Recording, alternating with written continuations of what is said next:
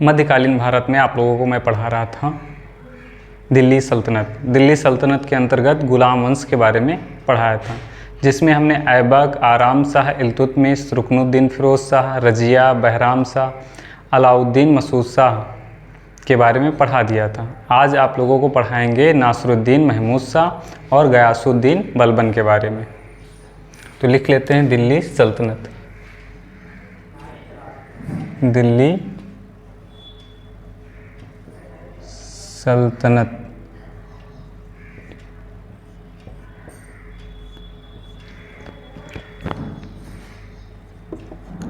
गुलाम वंश कब से कब तक था? 1206 से 1299, 1206 से 1299 तक। इसमें हमने ऐबक, आराम शाह, ऐबक के बाद कुतुबुद्दीन ऐबक के बाद आराम शाह आता है, आराम शाह के बाद इल्तुतमिश और इल्तुतमिश के बाद रुकनुद्दीन फिरोज शाह, रजिया, फिर बहराम शाह, फिर अलाउद्दीन मसूद शाह, उसके बाद नासरुद्दीन महमूद आता है। तो आज नासरुद्दीन महमूद के बारे में पढ़ेंगे। नासरुद्दीन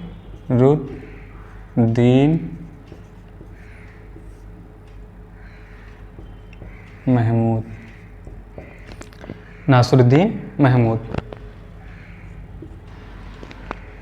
कब से कब तक रहता है? 1246 से 1266 तक। 1246 से 1266 तक। तो बलबन क्या करता है? नासरुद्दीन महमूद कैसे इसका राज्यारोहण होता है, कैसे गद्दी पर आता है? तो बलबन ने क्या किया? षड्यंत्र के द्वारा सुल्तान मसूद शाह को हटाकर नासरुद्दीन महमूद को सुल्तान बनाता है। षड्यंत्र करता है और सुल्तान मसूद शाह को हटाकर, सुल्तान यानी अलाउद्दीन मसूद शाह को हटाकर नासरुद्दीन महमूद को सुल्तान बनाता है और अपनी पुत्री जो थी उसका विवाह किससे करवा देता है? नासरुद्दीन महमूद से, जिससे इसको बलबन को एक उपाधि मिलती है उलूग खां की। तो लिख लेते हैं, बलबन ने षड्यंत्र करके, बलबन ने षड्यंत्र करके या षड्यंत्र के द्वारा बलबन ने षड्यंत्र के द्वारा सुल्तान मसूद शाह को हटाकर सुल्तान मसूद शाह को हटाकर सुल्तान मसूद शाह को हटाकर नासरुद्दीन महमूद को नासरुद्दीन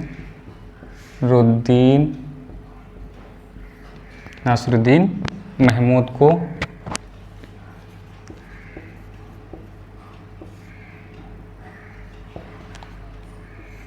नासरुद्दीन महमूद को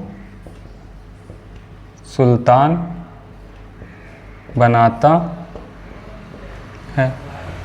सिर्फ बलबन में ही नहीं था, और जो तुर्की अमीर थे जो नाखुश थे इससे, उन सब लोगों ने मिलके इसको बनाया था नासरुद्दीन महमूद को सुल्तान। और अपनी पुत्री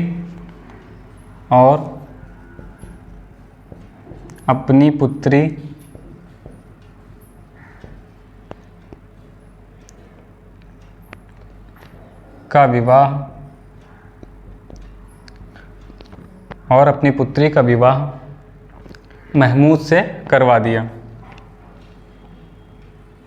महमूद से करवा दिया।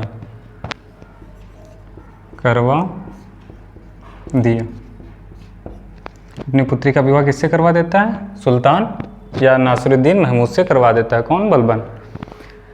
फिर नासरुद्दीन महमूद जो थे, तुर्की अमीरों की शक्ति का अंदाज़ा इसको हो गया था, क्योंकि वो उसको स्थापना किए थे, यानी उसको पद पे बैठाए थे तुर्की अमीर। तो इसलिए उसने सारी जो शक्ति थी उसको किसको सौंप दी? जो चालीसा था। चालीसा का सरगना कौन था, यानी मुख्य कौन था? बलबन। इसी को सौंप दिया। ये उस टाइम नायब के भी पद पर था, तो सरगना और नायब जो था बलबन, उसके हाथों में इसने अपनी सारी शक्ति सौंप दी। जिससे क्या होता है कि सुल्तान और जो तुर्की अमीर थे उनके बीच जो सत्ता का संघर्ष चल रहा था वो समाप्त हो जाता है। लिख लेते हैं,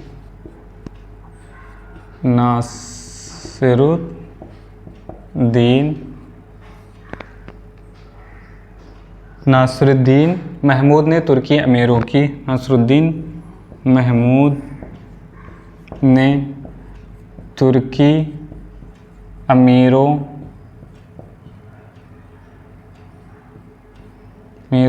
की सख्त का अंदाज़ा हो गया था, जिससे सारी सत्ता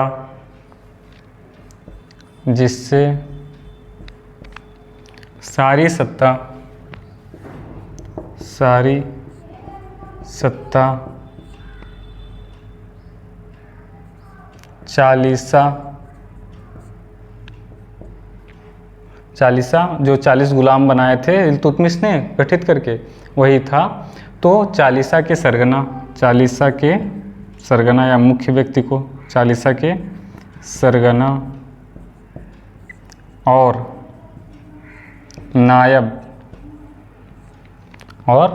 नायब बलबन के हाथों में सौंप दी। बलबन के हाथों में सौंप दी। तो जब ये सारी शक्ति चालीसा को ही दे देता है, यानी तुर्की अमीरों के पास आ जाती है, तो अब सुल्तान और जो है तुर्की अमीरों के बीच जो संघर्ष चल रहा था सत्ता को लेकर, वो अब समाप्त हो जाता है। सुल्तान और तुर्की अमीरों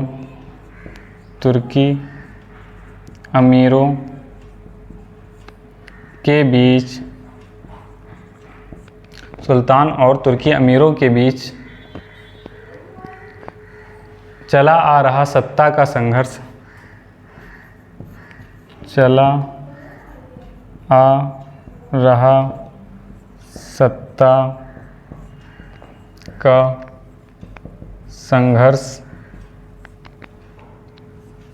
समाप्त हो जाता है।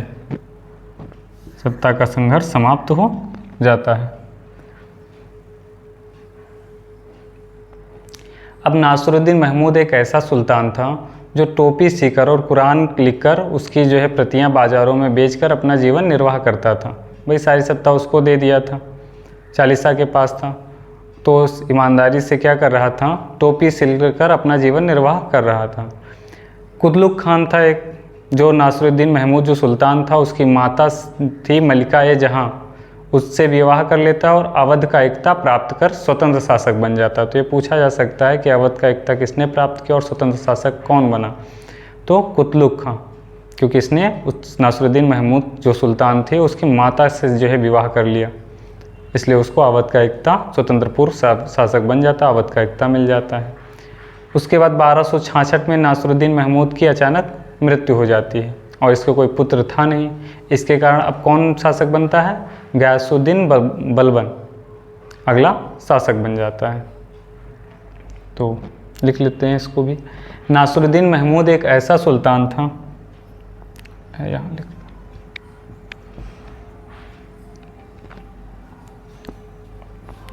नासिरुद्दीन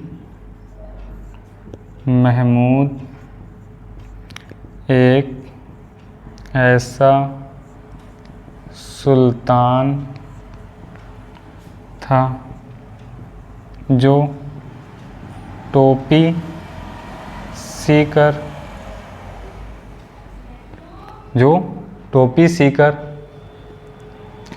और कुरान लिखकर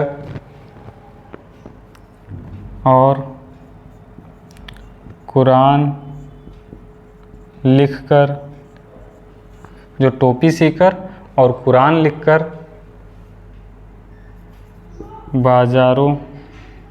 बाज़ारों में बेचकर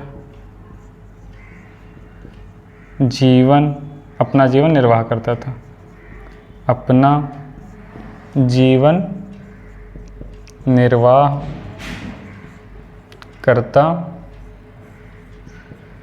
था, अपना जीवन निर्वाह करता था। कुतलुक खां,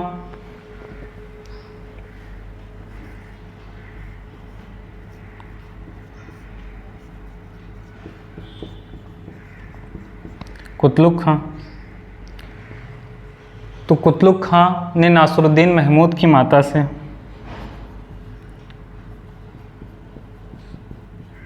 रुद्दीन महमूद की माता से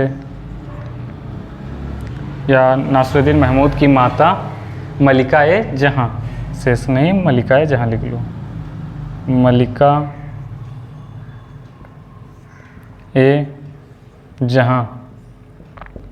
मलिका-ए-जहां से विवाह करके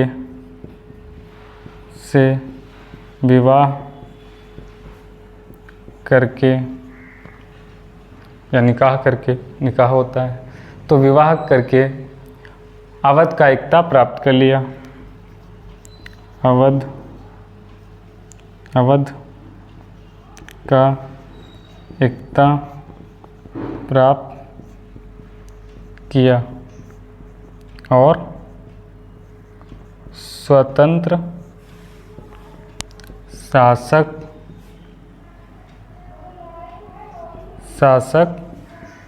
बन गया, वहाँ का स्वतंत्र शासक बन गया, प्राप्त किया और वहाँ का स्वतंत्र शासक बन गया। वहाँ का लिख लीजिए यहाँ पे, वहाँ अवध का स्वतंत्र शासक बन जाता है।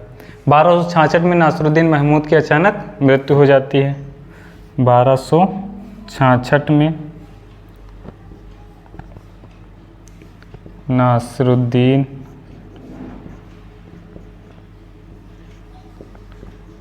महमूद की अचानक मृत्यु हो जाती है, अचानक मृत्यु हो जाती है। इसके कोई पुत्र न होने के कारण, इसके कोई पुत्र न होने के कारण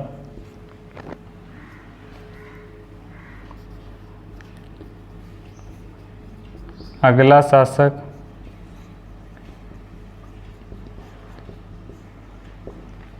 बलबन बनता है, बलबन बनता है।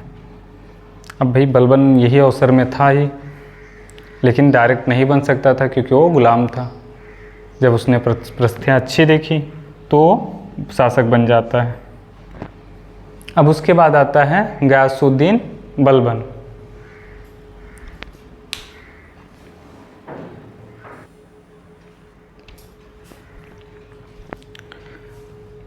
तो नासरुद्दीन महमूद के बाद गयासुद्दीन बलबन आता है। कब से कब रहता है? 1266 से 1287 तक।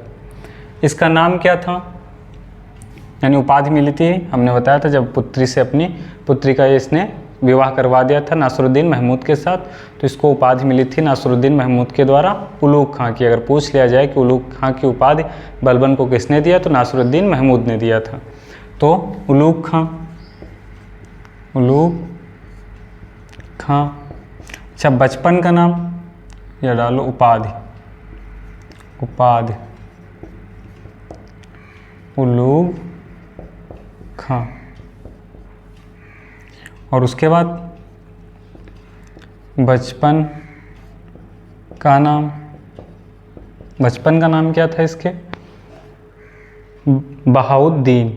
बचपन का नाम क्या था? बहाउद्दीन, बहाउद्दीन। तो गयासुद्दीन बलबन के बचपन का नाम था बहाउद्दीन, उपाधि थी उलूग खां। अब इसका जीवन परिचय क्या था? ये भी एक संपन्न घर का व्यक्ति था गयासुद्दीन बलबन, लेकिन इसको मंगोलों के द्वारा पकड़ लिया जाता है, युवावस्था में ही था, इसको मंगोलों के द्वारा पकड़ लिया जाता है और बसारा ले जाकर दास के रूप में ख्वाजा जलालुद्दीन के हाथों बेच दिया जाता है। तो मंगोल इसको पकड़ते हैं, बसारा ले जाते हैं, ख्वाजा जलालुद्दीन के हाथों इसको बेच देते हैं। ख्वाजा जलालुद्दीन क्या करता है, इसको शिक्षा देता है और अच्छे दामों में इल्तुतमिश को दिल्ली ले जाकर अच्छे दामों में इल्तुतमिश को बेच देता है या उसके लोग खरीद लेते हैं। और इसको चालीसा में जब इल्तुतमिश इसकी प्रतिभा को देखते हैं कि अच्छा काम कर रहा है तो इसको चालीसा में शामिल कर लेते हैं। तो लिख लेते हैं जीवन शासक के बारे में। तो इसका वास्तविक नाम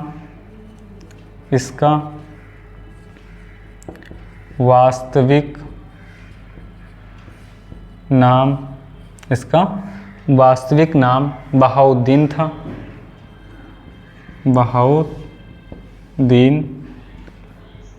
इसका वास्तविक नाम बहाउद्दीन था। युवावस्था में ही मंगोलों के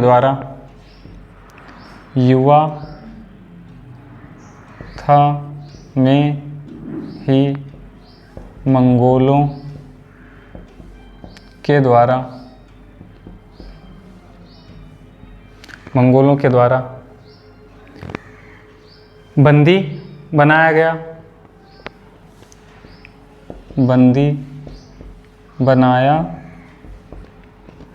गया और बसारा ले जाकर दास के रूप में बेच दिया। दास के रूप में ख्वाजा जलालुद्दीन के हाथों बेच दिया। दास के रूप में ख्वाजा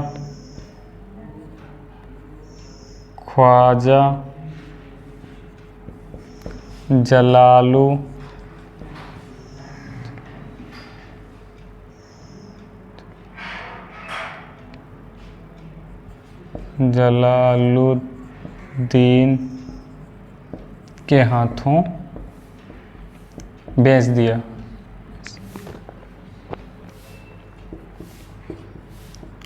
ख्वाजा जलालुद्दीन के हाथों बेच दिया। ख्वाजा जलालुद्दीन ने शिक्षा देकर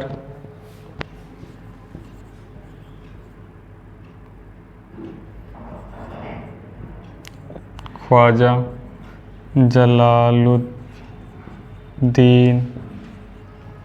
शिक्षा देकर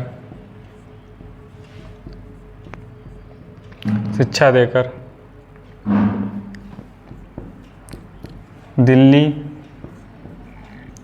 ले जाकर ख्वाजा जलालुद्दीन ने इसे शिक्षा देकर इसे दिल्ली लाया। दिल्ली ले जाकर नहीं, दिल्ली लाया, लिख लो, दिल्ली लाया, जहाँ इल्तुतमिश ने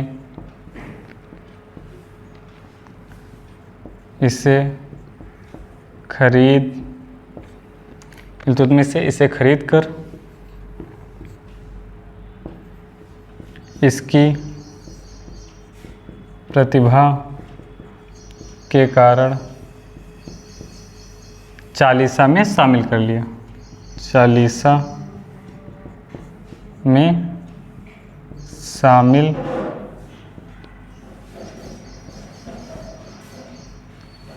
कर लिया। किसमें शामिल कर लिया? चालीसा में शामिल कर लिया। अब प्रशासन देखते हैं कैसे इसने किया, गयासुद्दीन बलबन ने। प्रशासन, तो प्रशासन में बलबन ने सबसे पहले अपने विरोधियों को समाप्त किया और एक नीति अपनाई, लौह रक्त की नीति, जिसके तहत जो इसको नुकसान पहुंचाना चाहता था उसको नष्ट कर दिया। इसने चालीसा को भी नष्ट किया, जो चालीसा जिससे ये खुद था उसको, पूरे दल को समाप्त कर दिया और इल्तुतमिश के परिवार के सभी सदस्यों को मार दिया ताकि कोई विद्रोह ना कर सके। बलबन ने क्या किया? राज्य में दैवीय राजत्व का सिद्धांत लागू किया, यानी देवी देवता के रूप में, ईश्वर के रूप में।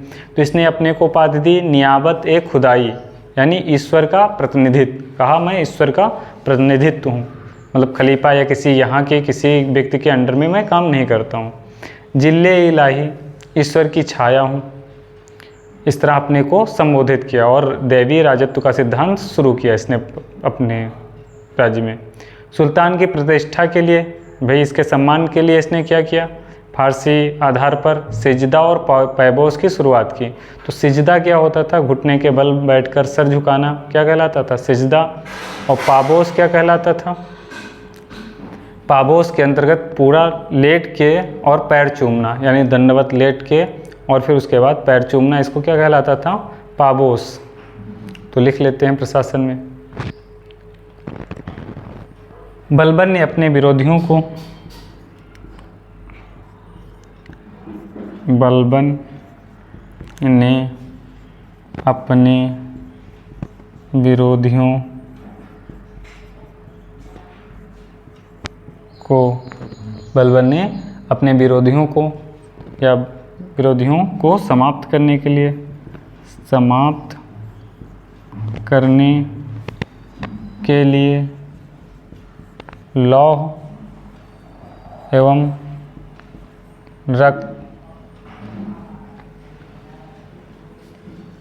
रक्त की नीति अपनाई।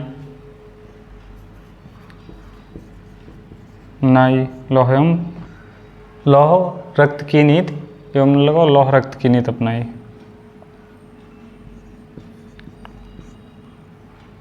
लिख लो एवं, कोई दिक्कत नहीं।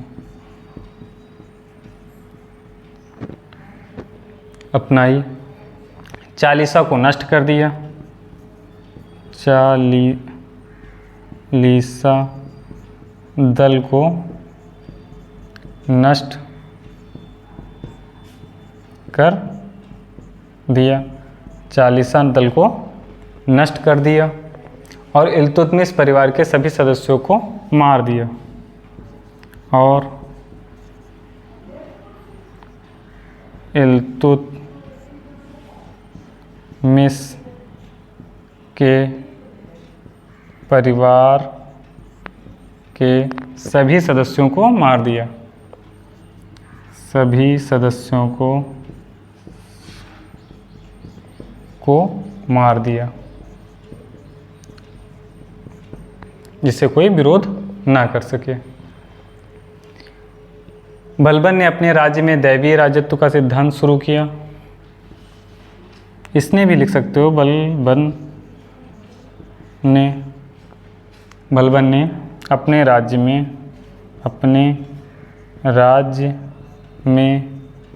दैवीय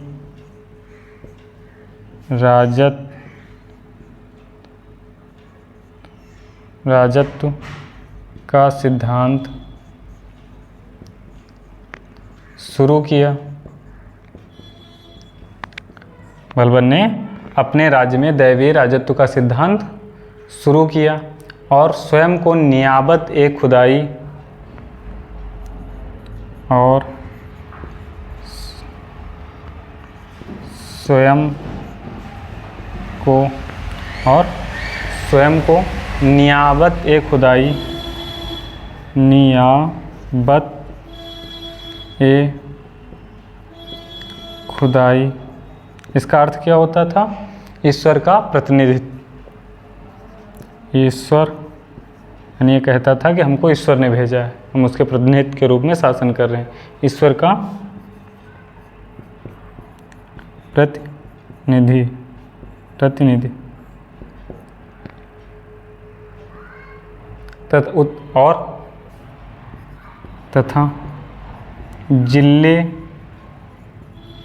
तथा जिल्ले ए इलाही, जिल्ले ए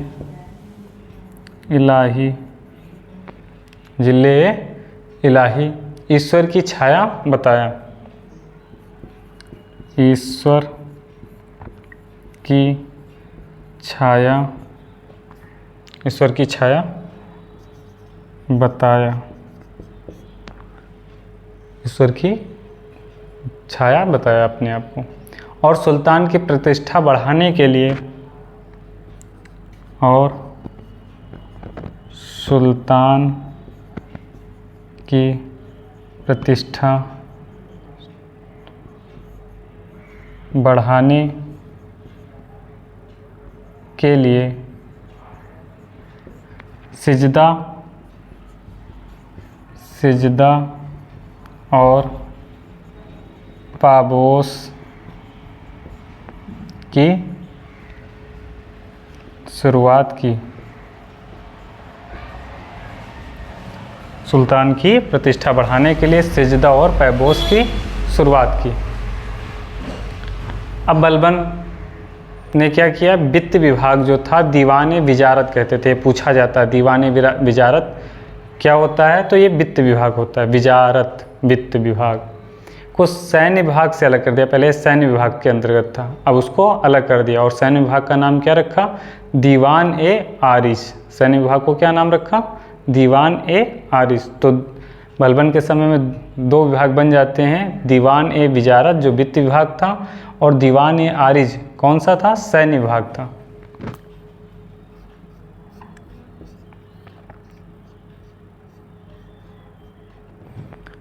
बलबन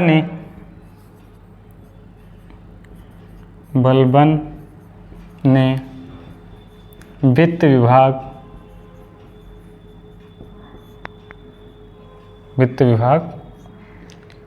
दीवान ए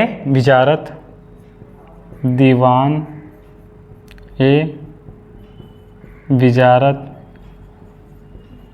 और वित्त विभाग को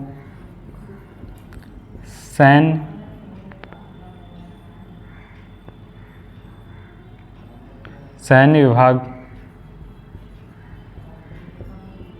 से अलग कर दिया। सैन्य विभाग दीवाने आरिज, सैन्य विभाग दीवान ए आरिज। तो इन्होंने दो विभाग बनवाए। गुप्तचरों को उस समय क्या कहा जाता था, वरीद कहा जाता था। गुप्तचर अधिकारी को वरीद कहा जाता था, ये भी पूछा गया है। गुप्तचर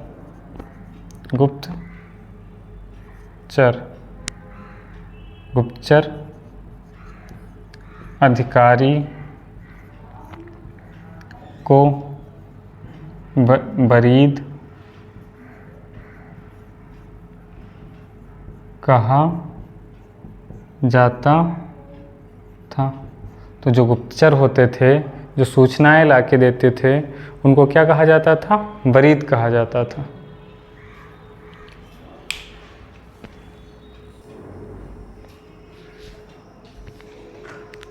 तो प्रशासन के बारे में पढ़ लिया, अब विद्वान के बारे में पढ़ेंगे। कौन कौन से विद्वान रहते थे।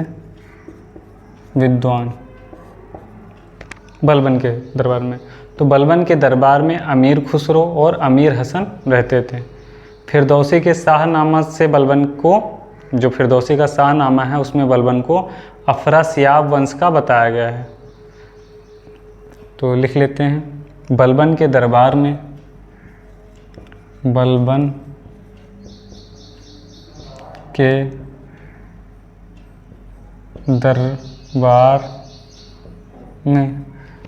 के दरबार में अमीर खुसरो, अमीर हसन, अमीर खुसरो व अमीर हसन रहते थे। अमीर खुसरो और अमीर हसन रहते थे। फिरदौसी के शाहनामा में, फिरदौसी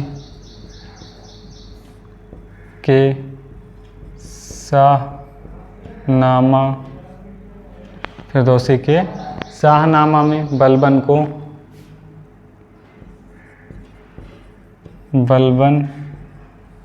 को अफरासियाब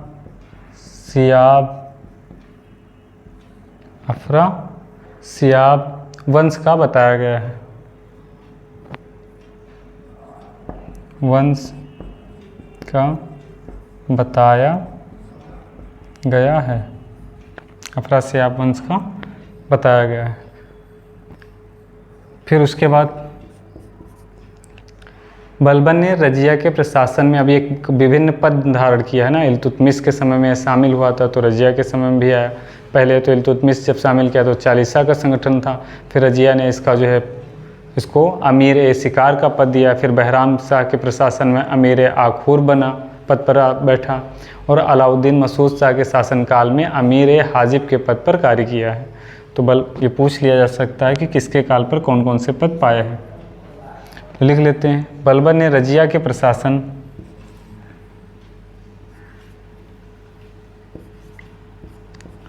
बलबन ने रजिया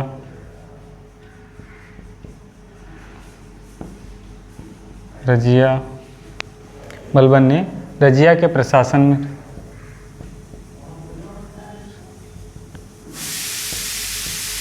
बलबन ने रजिया के प्रशासन में अमीर ए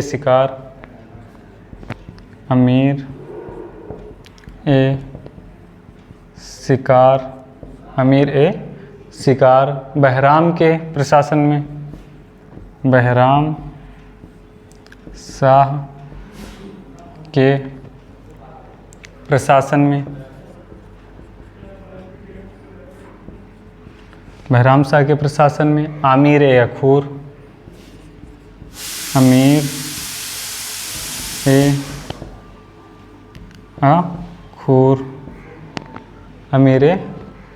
आखूर और अलाउद्दीन मसूद शाह के शासन में